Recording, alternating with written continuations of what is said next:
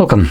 In front of me is a Sony Xperia 10 Mark V, and today I will show you how you can enable your power saving mode on this device.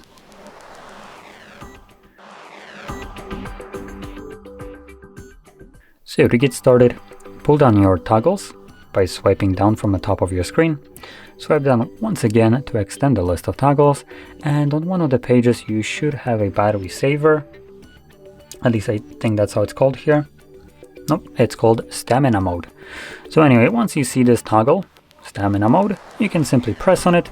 It brings up this pop-up, so turn on stamina mode. Stamina mode turns on dark theme, restrict background activity, and delays notifications. So I'm just gonna select turn on. And there we go. Our power saving mode is now enabled. It gives you this outline around the battery in red, just to signify that it is right now enabled. And once you're done with your power saving mode and you want to turn it off, you can find the toggle once again and tap on it. Now chances are, if you plug in your device to charging, it might turn it off as well, but I haven't tested it out. So there we go.